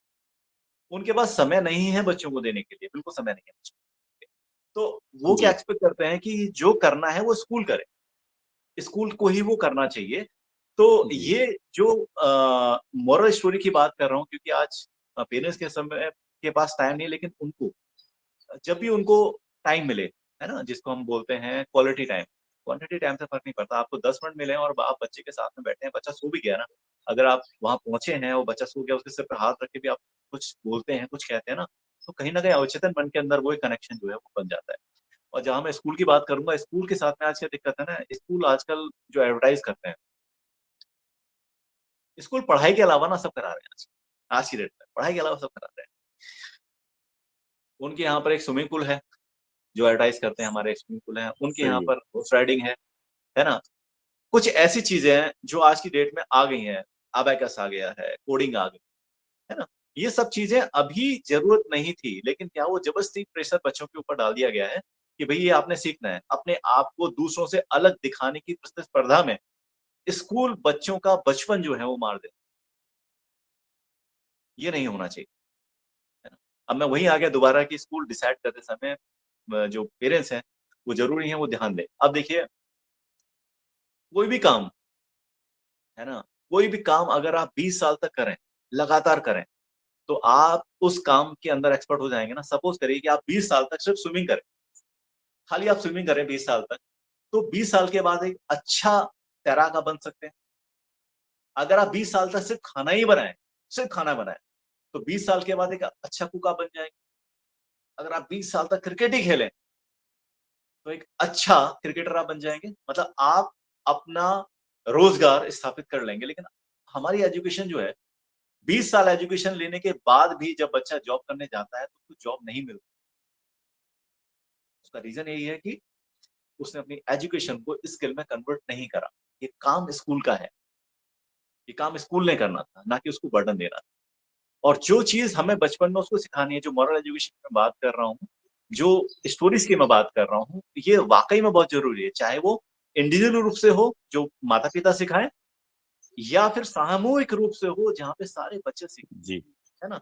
स्टोरी टेलिंग एक आर्ट है। अभी हम लोग एक प्रोग्राम जो मैंने बोला कि नेपाल और इंडिया के बहुत सारे शिक्षकों का मिलके हम करने जा रहे हैं, वो स्टोरी टेलिंग के ऊपर ही है। वो इसलिए है ताकि बच्चों को स्टोरी सिखाई कैसे जाती है, उनको सुनाई कैसे जाती है, उसको पहले माता-पिताओं को सीखने की ज़रूरत है और बच्चों को जो टीचर है उनको सीखने की ज़रूरत है। तभी वो तो इफेक्टिव वे से वो सुना पाएँगे उसको, है ना? बच्चा उसको सीख पाएगा, उसके अवचेतन मन में वो आ पाएगा, वो कैसे करानी है वो ज़रूरी है। तो स्कूल को ये चीज़ करानी चाहिए अपने स्कूल के अंदर और पेरेंट्स को ये देखना चाहिए कि क्या ये चीज़ें वहाँ पर हैं या नहीं है। ये बहुत ज़रूरी है। तभी हम अपने लक्ष्यों की प्राप्ति कर पाएँगे अगर हम ये सब चीज़ें जी। जी, कर जी, पाएँ। जी। बहुत-बहुत धन्यवाद। ओम, ओम। जी धन्यवाद सर। और आपके साथ ही आदरणीय डॉक्टर डी शर्मा जी हिमाचल प्रदेश से हैं। सर अपना प्रश्न रखिएगा।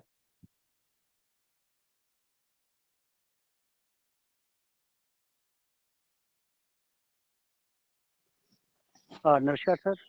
नमस नमस्कार सर। नमस्कार, नमस्कार। जी बताइए।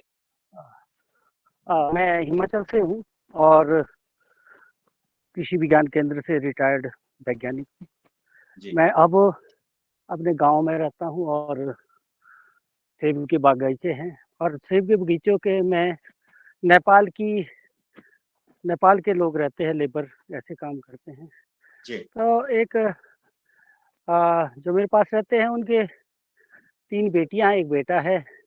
जी। जो बेटियां हैं वो एक जुड़वा है और वो बहुत अच्छा पढ़ाई कर रही है। अभी उनके 71% मार्क्स आए हैं बहुत बढ़िया। और 10वीं पास की है। और उनकी जो वो एक पेंटिंग करती है, बहुत अच्छी लड़कियां, ओके। और बहुत अच्छा उनका व्यवहार है। तो उनको कौन सी प्लेटफॉर्म देनी चाहिए आगे? +1 तो कर रही है, अब एडमिशन हो गई है स्कूल में ही हमारे जी, यहाँ गांव में स्कूल है। तो वो उनको मौका भी मिल रहा है, लेकिन हुआ क्या कि जो उनका बेटा है वो 8th क्लास में उसकी एडमिशन हुई थी, लेकिन स्कूल जाने से मुकर रहा है। तो उसका क्या सोल्यूशन हो सकता है? दोनों 2 प्रश्न है मेरे। हुँ, ओके। अब और घर इसी से के भी भाग गया, ओके। घर से भाग गया, 2-3 दिन किसी दोस्त के साथ रहा, फिर उसको ढूँढ के लाए, फिर बोलते मैंने पढ़ना नहीं है। हुँ। क्या साइकोलॉजी हो सकती है? क्या हो? देखिए, अगर ऐसा कुछ है ना, इसका मतलब है कि वो अपने पेरेंट्स से कनेक्ट नहीं है। बचपन में ऐसा कुछ हुआ है। देखिए कोई भी चीज़ होती है ना, हम आज जो है ना उसके बिहेवियर को देखते हैं। ये जो है ये उसका बिहेवियर है, जो आज बना है। कोई भी चीज़ होती है अगर आप मेरी चीज़ को समझेंगे, मेरी बात को समझेंगे, तो पहले कोई इंसिडेंट हुँ, होता है ना? उसके साथ में इमोशन हुँ, जुड़ता हुँ। है। इमोशन जुड़ने के बाद एक बिलीफ जी, बनता है और बिलीफ बन के वो फिर जी, बिहेवियर में आ जाता है ना? आप ये मान के चलिए कि एक बच्चा है, वो स्कूल गया, स्कूल से वो वापस आया, है ना? स्कूल के बाद वो क्या हुआ कहीं खेलने लगा, अपने दोस्तों के साथ खेलने लगा, है ना? और डेढ़ घंटे के बाद वो घर वापस आया। तो उसकी माँ ने पूछा कि देर क्यों हो गई? ऐसा ही उसने होता सच बोला, है, ऐसा ही होता है ना? उसने सच बोला है। हुँ, कि माँ मैं अपने दोस्तों के साथ खेलने में लग गया था इसलिए देर हो गई। माँ को बड़ा गुस्सा आया कि ऐसा क्यों हुआ? हुँ, उसने घुमा के एक चाँटा मारा, ठीक है? और अपने कमरे में चले। अब क्या हुआ? इंसिडेंट क्या हुआ था कि देर हो गई थी, है ना? उसके बाद माँ ने एक चाँटा मारा, एक इमोशन हुआ कि हाँ, मैंने ये बोला तो मुझे माँ ने चाँटा मार दिया, है ना? ये बिलीफ में आ गया। हुँ, अगले दिन वो 1 महीने के बाद दोबारा स्कूल से लेट आया। अब उन्होंने कहा कि माँ ने पूछा क्यों देर हुई आज? अब उसको तो याद था वो चाँटा। उसने बोला कि कुछ नहीं आज ना टीचर ने हमें रोक लिया था और एक्स्ट्रा क्लासेस उसने हमें दी थी और हमने उसको एक्स्ट्रा क्लासेस की वजह से हमें देर हो गई। तो माँ ने कहा, ओहो! मेरा जी, बच्चा, मेरा लाडला, आजा बेटा मेरे साथ आजा, चल खाना खा ले, है ना? अब क्या बिलीव हुआ कि मैंने सच बोला था ना, तो माँ ने मुझे मारा और मैंने झूठ बोला, तो माँ ने मुझे प्यार किया, है ना? तो एक इंसिडेंट हुआ, एक इमोशन जुड़ा, इमोशन के साथ बिलीफ आया और बिलीफ के बाद वो बिहेवियर आ गया। तो हम जो देख रहे हैं वो आज उसका बिहेवियर है। लेकिन अगर हमें इसको चेंज करना है, तो हमें उसके इमोशन पे काम करना पड़ेगा, ये बिलीफ डेवलप कैसे हुआ, है ना? कोई ना कोई स्कूल के साथ में कोई ना कोई ऐसी प्रॉब्लम उसके साथ में हुई जो आज ऐसा है। अगर हम उसको समझ पाएँगे, उसका हमें रीज़न समझ पाएँगे तो हम उसको चेंज कर पाएँगे, है ना? और दूसरा क्या होता है, माता-पिता जो होते हैं ना, वो बच्चे के सेंटर पॉइंट में होते हैं। हम आज भी अपने माता-पिता से कनेक्ट हैं, है ना? और आज नए बच्चे अपना घर छोड़ के भाग जा रहे हैं ना, तो कहीं न कहीं कुछ कमी है जो उस वो अपने सेंटर पॉइंट पे उसके पेरेंट नहीं। ये तब होता है जब माता-पिता ने पर्याप्त वक़्त उसके अर्ली एजुकेशन में उसके साथ ना बिताया। होता क्या है जब वो ये जी। चीज़ छूटती है तो उसके साथ में उसके दोस्त कहीं न कहीं बीच में आ जाते हैं, सेंटर पॉइंट उसके दोस्त आ जाते हैं। तो वैल्यू वो अपने दोस्तों को देता है, पेरेंट्स को नहीं देता। इसलिए वो अर्ली एजुकेशन जो है वो बात कर रहा हूँ, जो हुआ है। तो उसको दोबारा कैसे रीजॉइन करवाया जाए? इस साल तो वो स्किप कर गया, नहीं तो भाग जाता है घर से जब इसका स्कूल भेजते हैं। हाँ, इसके 2 तरीके हैं। पहले तो ये कारण पता कराइए, जब हम लोग उसका कॉज़ जानेंगे ना तभी उसका सॉल्यूशन निकाल पाएँगे। सबसे पहले तो ये कारण कि ऐसा हुआ क्यों है? स्कूल से मिलके जी। मतलब ये अभी इसी साल हुआ है या पहले से है? उसका इंटरेस्ट नहीं है पढ़ने में? क्योंकि आजकल बहुत सारे ऐसे टेक्निक आ चुके हैं जिसके थ्रू हम ये जान सकते हैं कि हाँ, ये बच्चे का बिहेवियर ऐसा क्यों है ना? वॉक टेक्निक है उसके थ्रू हम जान सकते हैं कि इसका बिहेवियर ऐसा क्यों है? क्यों ऐसा कर रहा है ना? अगर उस वो वॉल पैटर्न का है, तो वो सुनेगा नहीं किसी की। ऐसे बच्चों को ऑप्शन देने पड़ते हैं कि देखो ये ऑप्शन है, तुम या तो ये करोगे, उसमें से चूज़ करेगा, लेकिन उसे खुद कहना पड़ेगा। जब आप उसको प्रेशर डालेंगे, तुझे ये करना है, तो वो नहीं सुनेगा, है ना? तो ये बिहेवियर वाला जो पार्ट है ना? इसीलिए अभी जो न्यू एजुकेशन पॉलिसी के अंदर नई एक साइकोलॉजिस्ट जो है ना? उसको हर एक स्कूल के अंदर अपॉइंट करने का ऑप्शन, क्योंकि बच्चों के अंदर एंग्ज़ायटी है, बच्चे ये सारी चीज़ें कर रहे हैं, भाग रहे हैं, है ना? अलग-अलग चीज़ें प्रॉब्लम स्कूलों के अंदर है। उसको एक मनोवैज्ञानिक ही अपनी तरीके से जी सॉल्व सर। कर सकता है ना? तो हमें पहले उसका अगर हम लोग पर्सनल लेवल पे देखें तो हमें स्कूल से मिलके, बाकी लोगों से मिलके, दोस्तों से मिलके ये पता करने की ज़रूरत है कि कारण क्या है, जो इन चीज़ों से भाग रहा है। उसके बाद सॉल्यूशन निकल सकता है। पहले कॉज़ ज़रूरी है। दूसरी बात, जो बच्चे है? जो दूसरे बच्चे हैं, जो पढ़ाई में अच्छे हैं और आने वाला अपना करियर डिसाइड करना चाहते हैं, तो हमें उनकी स्ट्रेंथ पे ध्यान देना पड़ेगा, हमें देखना पड़ेगा उनकी अपनी खूबी क्या है। उसके बाद उनका करियर डिसाइड करना।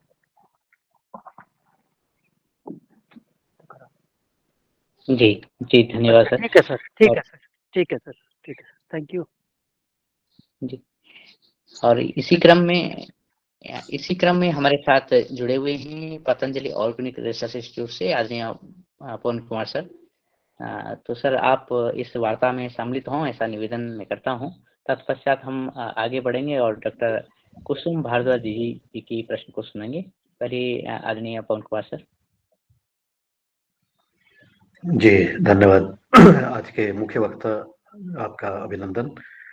और मेरा कमेंट है या मेरा एक ऑब्जर्वेशन है कि जो चीज़ें आपने कही कि माता-पिता और गुरु, ये हमारा फ़ोकस पॉइंट है क्योंकि वो नज़दीक हैं। लेकिन आज के परिप्रेक्ष्य में जब इन्फॉर्मेशन का प्रवाह बहुत तेज़ी से हो गया है, तो ये जो बहाई है, इसके अलावा जो दुनिया से हमें जानकारी मिल रही है, नैरेटिव मिल रहे हैं, वो आधे गलत भी हो सकते हैं, आधे सही भी हो सकते हैं। इसके अलावा दोस्तों के साथ जो माहौल बना हुआ है, एक सोसाइटी के बारे में, एक समाज के बारे में, एक जीवन के उद्देश्य के बारे में या कुछ करने के बारे में, तो उसमें से भी मुझे लगता है कि कई सारी जो चीज़ें हमारे पेरेंट्स के माध्यम से या टीचर के माध्यम से आ सकती हैं, आती भी हैं, वो डाइल्यूट हो जाती हैं या वो ओवरवेल्म हो जाती हैं, वो उसके परे चले जाती हैं। तो हमारे कई बार हमने देखा कि हमारे बच्चे जो हैं, माता-पिता की भी नहीं सुन रहे हैं, गुरु की भी नहीं सुन रहे हैं। वो देख रहे हैं कि करंट ट्रेंड क्या चल रहा है और उसी को फ़ॉलो करने में वो अपने आप को सस्त सोचते हैं कि अब हम we are in we are in the current, मतलब जो है ना, हम ट्रेंड में चले गए हैं और हम अपडेटेड हो गए हैं। तो ये जो सिस्टम जो है, ये जो व्यवस्था बनी हुई है, ये जो इस तरह की चीज़ें हैं, और आज के ज़माने में और ज़्यादा मोबाइल का ज़माना आ गया, इसमें सोशल मीडिया के इसमें आ गया, कई तरह के प्लेटफ़ॉर्म्स आ गए, सब तरह की चीज़ें उसमें से परोसी जा रही हैं। तो अपने आप को हम कैसे बचा सकते हैं? रोक तो नहीं सकते हैं फ्लो को बिल्कुल भी नहीं रोक सकते हैं, कोई पॉसिबल ही नहीं है, संभव ही नहीं है आज के ज़माने में। तो उसके वजह से जो चीज़ें बैठ रही हैं और जो चीज़ें हमारी एस्टैब्लिश हो जा रही हैं कि ये नॉर्म है, ये नॉर्मलाइज़ हो गई है, कोई गलत चीज़ें भी नॉर्मलाइज़ हो जा रही हैं। तो उसको करने के लिए अब हमारे पास अपना क्या जो है क्या हमारी बचाव की व्यवस्था हो सकती है और ये बचाव की व्यवस्था कौन बनाएगा? क्योंकि अगर बच्चे माता-पिता की नहीं सुनेंगे, क्योंकि वो ओवरवेल्म हो गया है, वो अटैक इतने ज़्यादा हैं कि डिफेंस सिस्टम सारे ओवरवेल्म्ड हैं और कोई भी चीज़ उसको आपकी सुनने को तैयार नहीं है। तो इस स्थिति में हमें क्या करना चाहिए? हमारे साथियों को क्या करना चाहिए? एक तो ये प्रश्न है। दूसरा अनुरोध ये है कि ये डिस्कशंस बड़ा महत्वपूर्ण है। बड़ा मुझे मुझे लगता है कि हमें आगे भी इस पर चर्चा करनी चाहिए। तो आपसे अनुरोध ये है कि आने वाले दिनों पर जब भी उचित समय हो, आपके लिए भी समय हो, यहाँ पर भी हमारी व्यवस्थाएँ बनी हैं, तो उस समय हम इन विषयों पर और ज़्यादा चर्चा करते हुए कुछ एक्शनेबल पॉइंट्स जो हम कर सकते हैं, उसको बढ़ने का हम प्रयास करें। ये मेरा अनुरोध भी है। जी, नमस्कार। बिल्कुल सर, बिल्कुल। आपने जो क्वेश्चन पूछे वाक़ई में आज के परिवेश के जो जो प्रॉब्लम्स आ रही हैं, वो सही में ऐसा ही है। लेकिन जो मुझे लगता है जो बच्चे नहीं सुन रहे हैं, है ना? जो आज की डेट में पेरेंट्स की नहीं सुन रहे हैं, अपने गुरुजनों की नहीं सुन रहे हैं, है ना? उनके साथ में जो मैंने अभी आपको बोला कि एक इंसिडेंट हुआ होगा, उसके साथ में एक इमोशन जुड़ा होगा, इमोशन के बाद में फिर वो एक बिलीफ बना होगा, वो आज वो बिहेवियर बन गया। तो हम लोग आज जो देख रहे हैं उसका बिहेवियर है ना? जो प्रॉब्लम है उस बच्चे के साथ में नहीं है, उसके बिहेवियर के साथ में। तो ये बिहेवियर ऐसा बना क्यों है ना? उस पे हमें थोड़ा-सा मतलब सोचने की ज़रूरत है, ऐसा क्यों हुआ है? और दूसरा देखिए टेक्नोलॉज़ी जो है, आज की डेट में हम ये नहीं कह सकते कि हम बच्चों को टेक्नोलॉजी से दूर कर देंगे तो वो सुधर जाएँगे, ऐसा कुछ भी नहीं है। टेक्नोलॉजी भी ज़रूरी है लेकिन उसको कितना इस्तेमाल करना है, वो बच्चे को पता होना चाहिए। और देखिए ऐसा नहीं है कि ये प्रॉब्लम अभी से स्टार्ट हुई हो।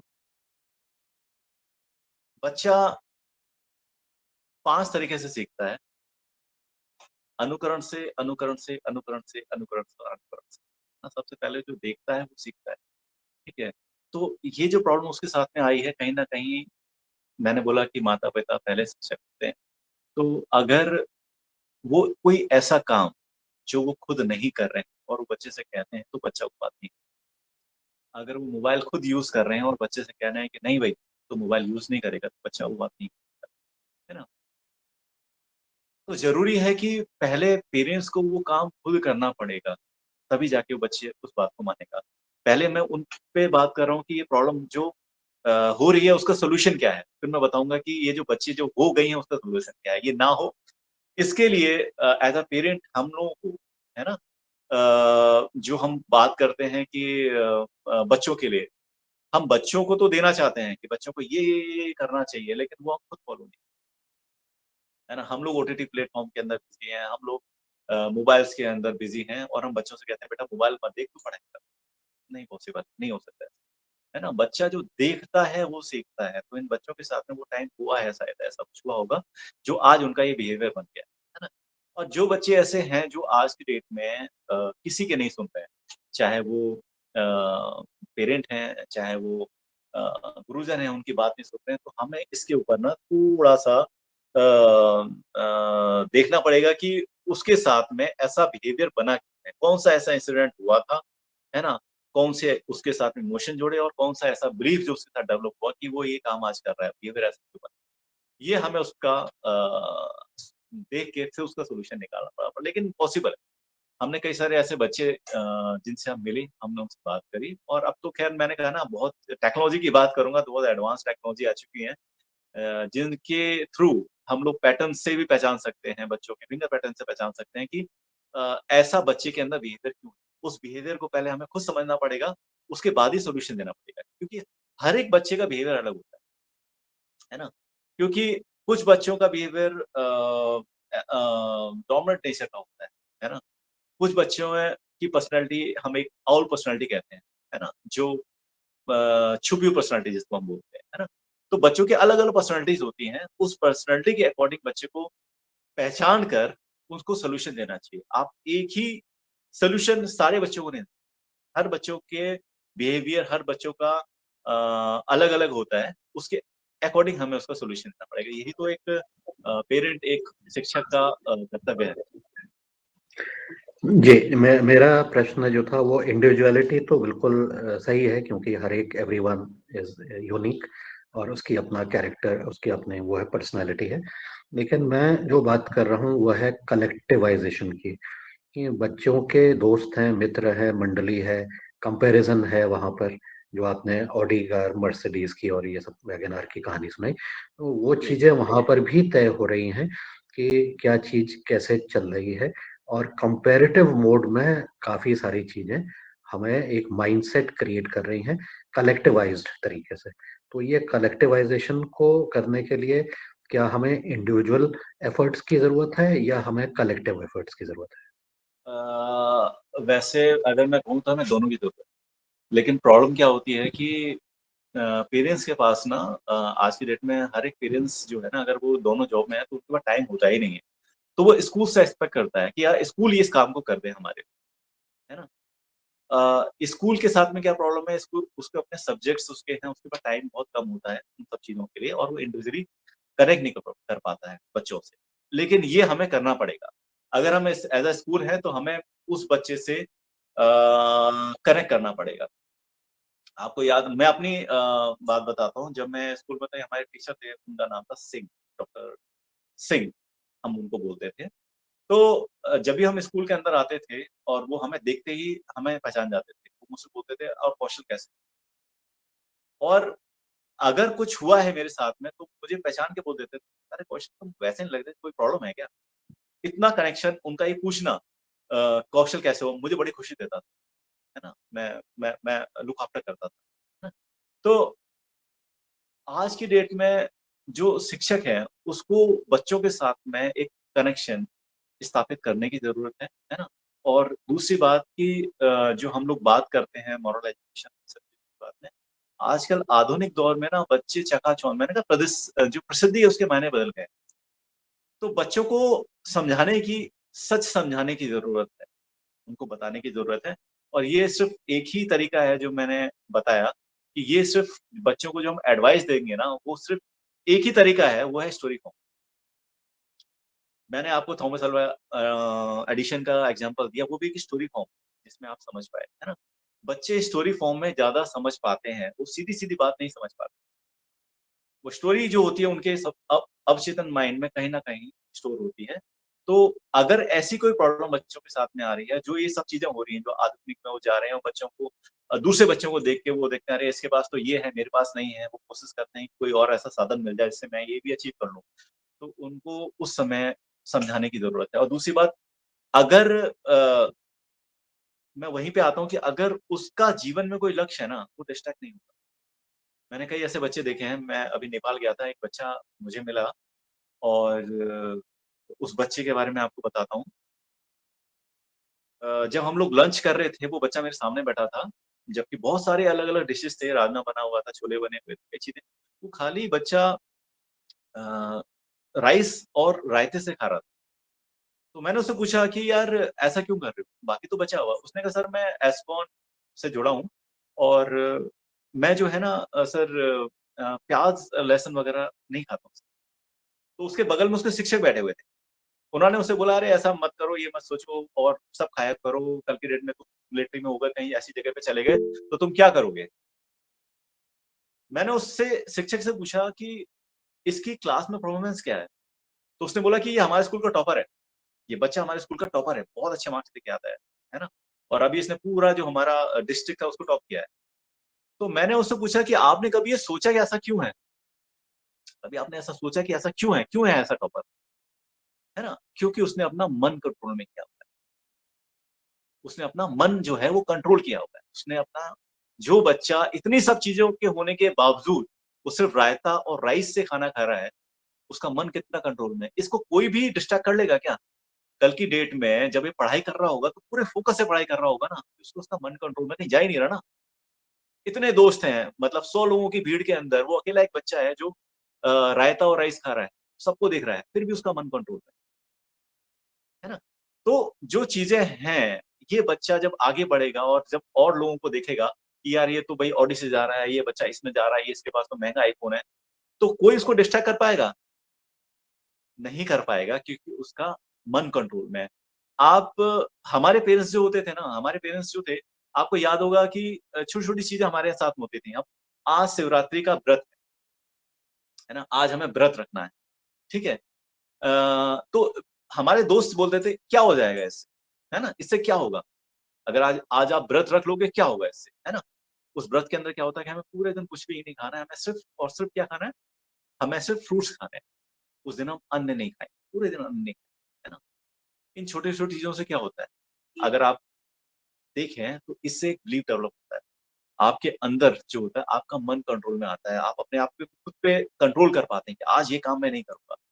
और आप देखना जिनका मन कंट्रोल में होता है ना, वो ऑटोमैटिकली वो अपने लक्ष्य जो है उनको ज़रूर पाने लगते हैं, है ना? क्योंकि समय जो होता है ना, वो होता है ना कि समय भूमि की पात्रता बिन विचारे निरर्थक गिरे मेघ जल बिन सारे। समय पर अगर सी तुम्हें गिर सके तो अकेला मृदु स्वाति कण भी है ना? हज़ारों मेघ बरसते हैं, हज़ारों बूंद गिरती हैं, ज़मीन पे गिरती हैं, गिर जाती हैं। एक स्वाति नक्षत्र में एक बूंद गिरती है, सीप में और मोती बन जाती है ना? तो हमें अब as a educator, as a parent हमें छोटे-छोटे काम बच्चों के साथ में करने चाहिए। जैसे कि आज कोई भी रात को 9 बजे के बाद मोबाइल नहीं उठाएगा, है ना? आज हम लोग 9 बजे के बाद एक बुक पढ़ेंगे, है ना? सब लोग कहेंगे इससे होगा क्या? इससे आपका मन कंट्रोल होगा। आप अपने खुद मन पे कंट्रोल कर पाएँगे और यही कंट्रोल ज़रूरी है बच्चों के अंदर। अगर ये होगा मैंने आपको बोला ना कि अगर वो बच्चा 5 साल का बच्चा है सोच सकता है कि मेरे लिए सही क्या है, मेरे लिए गलत क्या है ना? मॉरल एजुकेशन की वजह से, तो वो ये कर पाएगा कि हाँ, ये सही है और ये गलत है। अगर मेरा लक्ष्य निर्धारित है, तो हाँ, वो लोग, वो सारी चीज़ें जो इस लक्ष्य को प्राप्त करने में बाधा बन रहे हैं, तो मुझे उनसे दूर रहना चाहिए। ये तभी होगा फर्स्ट मॉरल एजुकेशन, उसके साथ में उसका मन कंट्रोल, वो भी मॉरल से होगा और उसके जो डिसीज़न है उससे होगा और तीसरा उसका लक्ष्य निर्धारण। जी सर। हाँ, जी, जी धन्यवाद सर और ये महत्वपूर्ण वार्तालाप है और जैसे आदरणीय पवन सर ने कहा है कि अ, इस वार्तालाप को आगे भी जारी रहना ज़रूरी है। इसकी आवश्यकता है आज के दौर में और आवश्यकता नहीं बहुत आवश्यकता है। इसी क्रम में मैं पहुँचता हूँ दिल्ली और वहाँ से हमारी आदरणीय दीदी जी डॉक्टर कुसुम भारद्वाज जी आपका प्रश्न है, कृपया। जी, बहुत-बहुत धन्यवाद दिनेश जी। समय की तो अब बहुत बाध्यता है, किंतु आज का जो विषय है बहुत सामयिक है और बहुत आवश्यक है। अभी जितने भी प्रश्न हुए, आदरणीय मेहरा सर का, आदरणीय पवन कुमार जी का, आदरणीय डॉक्टर दुबे जी का